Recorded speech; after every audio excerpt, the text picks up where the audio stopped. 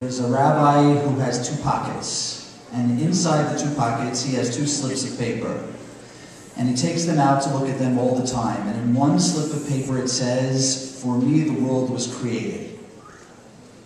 And in the other slip of paper it says, "I am nothing but ashes and dust." And these two ideas he keeps constantly daily in mind. And it's a paradox. So what are you? Created? Is the whole world created for you? Did God create you specifically in this world to give it life? Or are you nothing and insignificant? It's a paradox, and paradoxes are the friends of the Jewish thought. We have all kinds of paradoxes. We have paradox of free will versus predetermination. We have paradoxes trying to conceive of a transcendent God versus an intimate God that we could have a close conversation with. But out of these paradoxes, out of this dialectic approach where we take two seemingly incompatible ideas and we smash them together like some kind of atoms in Geneva, what comes out is brilliance. You are all trained for dialectic thought. You're all trained as thinkers. You are trained for brilliance. And I have to tell you, as I look through this room, as I look through the students, there's unbelievable talent here. There's unbelievable brilliance. There's unbelievable genius. You know it of yourselves. And please don't misunderstand me using the word brilliance and genius. I'm not limiting it to simplistic terms. I'm not just talking about the genius of a math genius or a science genius. All of those things are valuable and easy quantifiable. But there are things which are not so quantifiable, which are also genius. There are geniuses among you that could write a poem, and not just one, that bring tears to the eyes. There are geniuses that can paint a picture of an Israeli soldier held in the arms, which fully encapsulate the emotion of what it is. There are geniuses among you who may not be so great at doing a differential equation, but you know how to do a buy and a put, and you can tell a spot price of a stock or a foreign currency, and you could run a business and will run a business to a genius success. There are geniuses that I've seen that have held cancer patient hands. There are geniuses who hold the hands of children, and geniuses that can reach out and touch people that nobody else can touch. There are geniuses and brilliance among you, there's no question about it. But then we have the ultimate problem, the ultimate paradox. And to really focus on the paradox, I'll quote Nelson Mandela. And anybody who's seen Akil and the Bee, I don't know if you've seen Akil and the Bee, knows this quote. In fact, somebody from the yearbook actually quoted it. It says, "We ask ourselves, who am I to be brilliant, gorgeous, talented, and fabulous?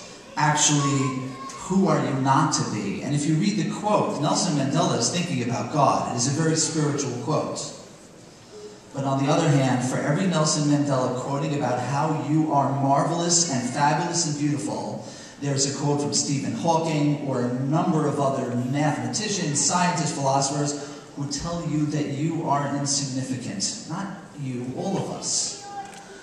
As a little science project, if you take a picture of the sun and you want to understand what it means to be distant from the earth, the sun, if you make it an orange and you put it at one goalpost, the earth is a grain of sand at the other goalpost. That's how small we are. And we are just little grains of sand on that grain of sand.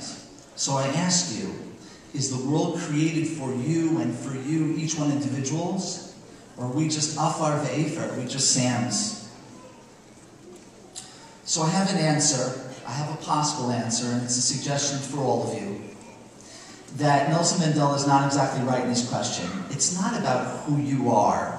It's not about whether you are beautiful, about whether you are fabulous, about whether you're a genius, whether you are talented, whether you're wonderful. It's about what you do with those talents. I'll take it a step farther. God put every single one of you on this earth for a reason. Not to be something, but to do something. And not just one thing, but many things. One of you may cure cancer. And one of you may be a kindergarten teacher of a child who will one day cure cancer, who will love to learn because of what you taught them in kindergarten. One of you may create a poem that inspires a world. One of you may be a Mashiach that brings world peace.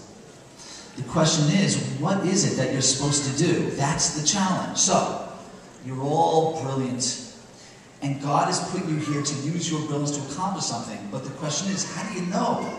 What am I supposed to do? Am I supposed to be a doctor? Am I supposed to be a lawyer? Am I supposed to have a business? What is it I'm supposed to accomplish? How do I know that I'm living up to what God asked me to do? Because if you don't live up to what God has asked you to do, then have you lost? If you don't live up to your raison d'etre, have you lost something in the beautiful life which is ahead of you? How are you supposed to do what you're supposed to accomplish? Some of you probably know what you want to be. Some of you already know that you want to be doctors, and Lord knows you will be the best of them. Some lawyers, some businessmen, some of you, maybe most of you, will change your mind probably 100 times during college. But the question is, how do you know? There's a character named Elihu in the book of Eov, who says that God gives us hints, little dreams. You might have a dream of what you're supposed to accomplish. You may see somebody doing something. You may say, I should be like that.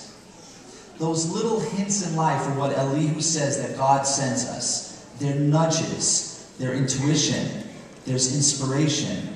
And all I can suggest is that you follow that inspiration. So once you followed your path, again, how do you know that you're doing what it is that you're supposed to do? And I have the following thing to say. I don't know. Because there are no easy answers. I don't know how to tell you that somewhere 5 years down the road, or 10 years down, or 20 years down the road, that you are doing what God put you on this earth to do, that you will do what will give you life's happiness and sustenance. But I have a few ideas. So I'll suggest things to you, and hopefully you'll think of things that are even better. The first one I heard today, actually, from Rabbi Layosh, who taught me something about Korach. Korach, according to one Medrash, had a vision that his great-great-great-great-grandson would be a great leader for Israel. So Korach said, if I'm supposed to be so great, if he's supposed to be great, I'm supposed to be great. So his ego, and it's not like Korach wanted to hang out and cause trouble.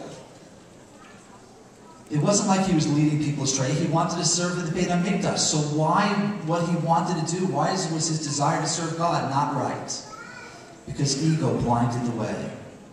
Because he didn't do what's so important for the genius, for the brilliant, for the talented, for the special.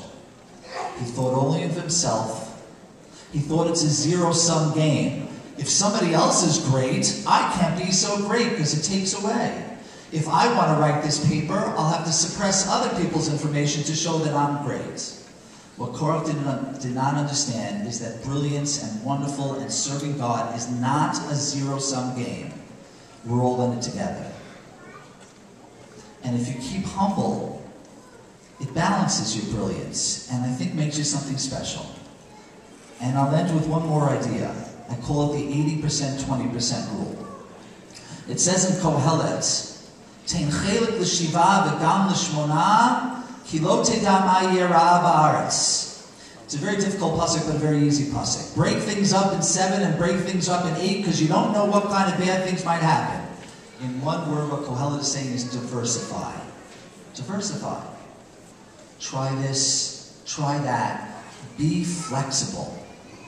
Pay attention to the world around you. Try and touch and feel. And don't get stuck in some rut and say, oh, I've got to be this because this is what I have to be. Because if you don't do what you love, then I'm pretty sure you're not doing what it is you were put here on this earth to do. And I can only suggest one parameter. Again, I can't tell you that you're on the right path, or you will be on the right path, but I can give you one parameter.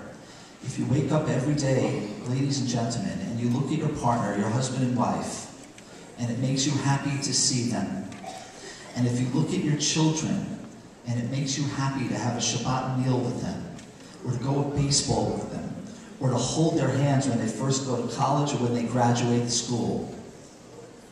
If you wake up every day, look forward to work saying, wow, challenges today, what could I accomplish? Whether you're working in the house raising kids, or writing books, or writing poetry, or saving lives, or being a fireman, or being a rabbi, or a teacher, if you could wake up in the morning and the first thing you think is, after you think about your family, man, this is going to be a good day of work. I am looking forward to it. If you love all of those things, I think you're on the right path.